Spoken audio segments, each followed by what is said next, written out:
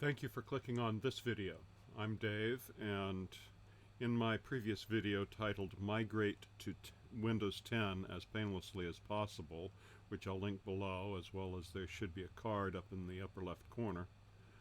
In that video, I mentioned several tools to help the process.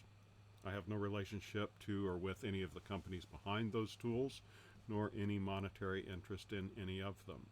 They're simply products that I have found to be highly suited to their intended tasks.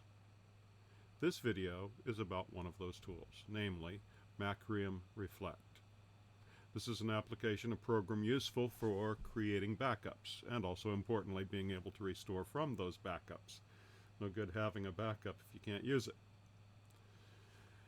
Now usually I would advise going directly to the publisher for any software you wish to obtain. You're less likely to get foistware or even malware.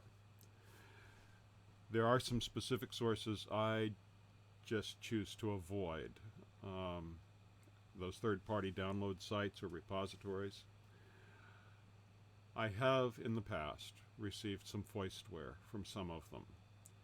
And once they lost my trust, I just have a difficult time going back. However, there are two sites that I do trust. Now here you see I've gone to my search engine.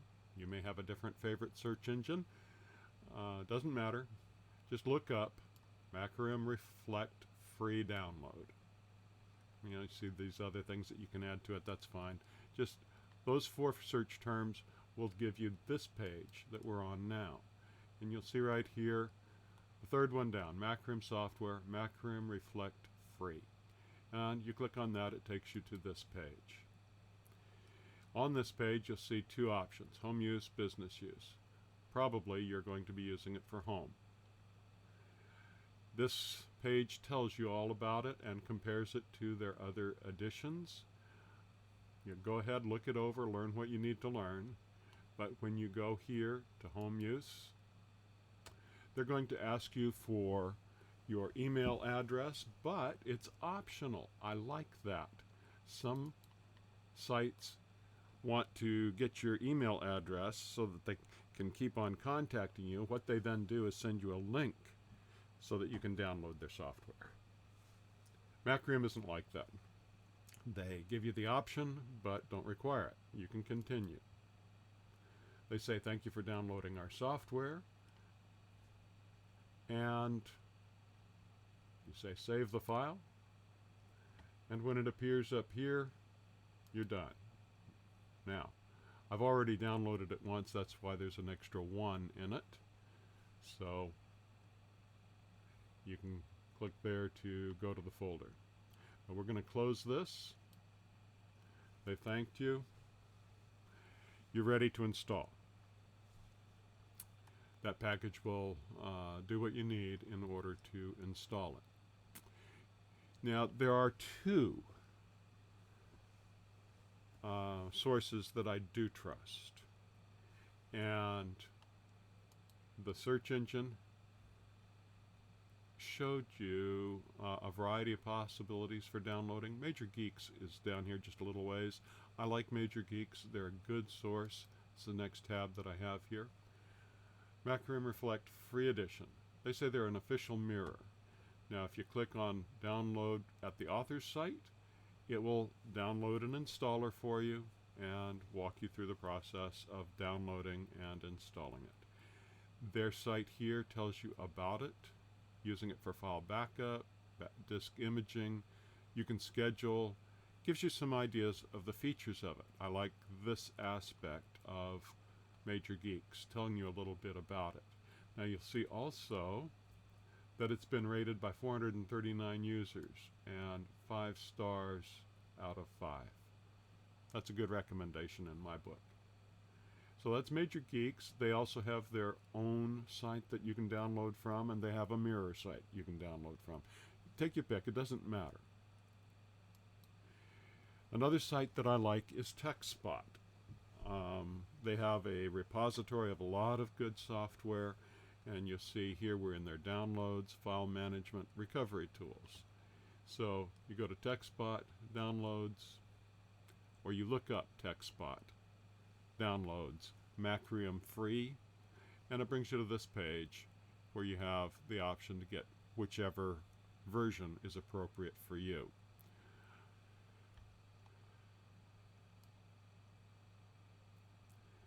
TechSpot also has this tab, Alternatives. And there are a number of alternatives. You don't have to use Macrium for this task. Another alternative that I have used before is Acronis, and I like it. It's good. I just found Macrium, and I found it to be a cinch to use. I just, decided I really liked Macrium. Acronis is good. See, click here on More, and it will give you a list of several. I have had experience with Komodo, but not with this product. Cobian, know nothing about. Acronis, of those, Acronis is the only one that I know anything about. So, similar software. TechSpot can be a helpful site to go to. So, I have no qualms recommending them. There are some sites that I do avoid, as I said, and while this site is good for some things, this is one of them where I got burned. Now maybe they've cleaned up their act since then, but I don't like it when I try to download a piece of software and they give me additional packages with it. I call that foistware. But here it tells you about it. They have an editor's review. Again, it tells you about it. They say it's a cumbersome installation nonsense. Bottom line, okay. Publisher's description. It gives you their history of people who have used it, what they think of it. Come down here to this one, Space Fuzz. Read it. It's a good review, gives you a good idea of his experience and how easy it is to use. Another site that I generally avoid is this one. Again, for the reason of getting additional packages above and beyond the one that I was trying to get. Again, they may have changed their policies since then, but I just have had difficulty going back to them. Once again, you can read about it, and you see here their user rating is lower. Don't know why. I haven't tried to log in. I'm not interested in logging in with them. Probably that's what you have to do, though, to read the user reviews. So, close that. And I've shown you the process of downloading. The next step will be to show you the use of the product. Installing it is real simple. The installer just walks you through it. So I'm going to pause the video and move into the product itself so you can see how it works. So after you've installed it, this is the screen you will see.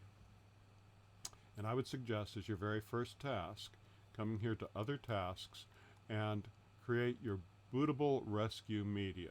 This is where you're going to need one of those 8 GB thumb drives that I mentioned in the previous video. Now, if you have a smaller one, that's fine.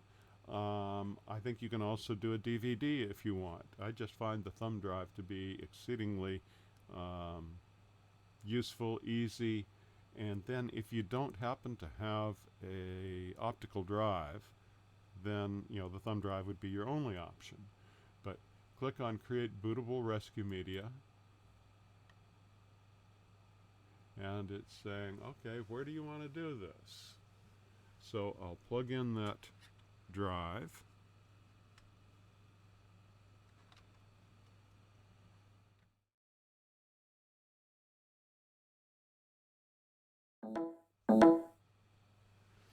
And this is where I'm going to do it.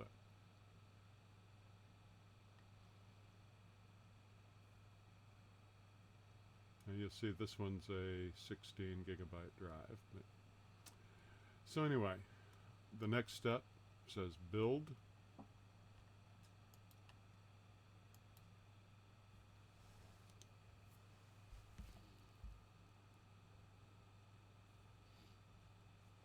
It's a fairly quick process.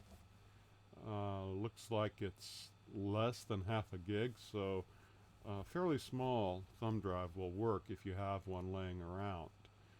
But the 8 gigabyte drives are not expensive. You know, you get a good quality one, whether by verbatim like this one is, or by SanDisk, or whatever your favorite company is. There's a whole variety of them out there. Fully created. So, okay.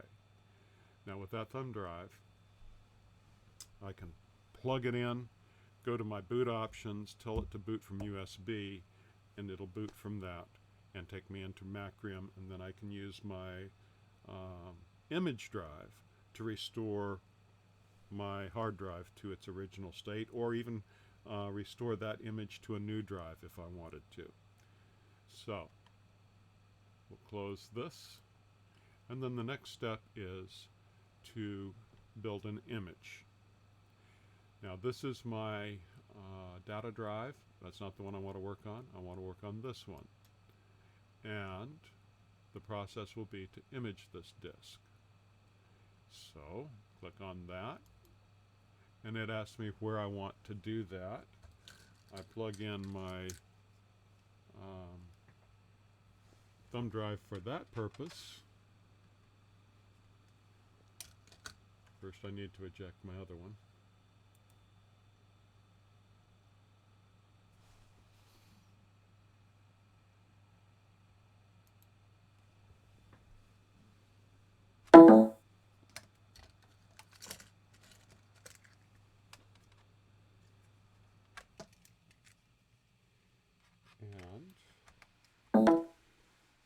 So after you've made your recovery environment, the next step is to make a backup of your operating system. Previously, I shared my recommendation that you first move all of your data files off of the drive. I would say delete your temporary files, etc. There are a variety of things you can do to clean up your drive, to just get rid of junk that's taking up space. But then move your data off as well. Any pictures, any music files, any text files, any documents, any of that kind of thing. Move it off of your drive.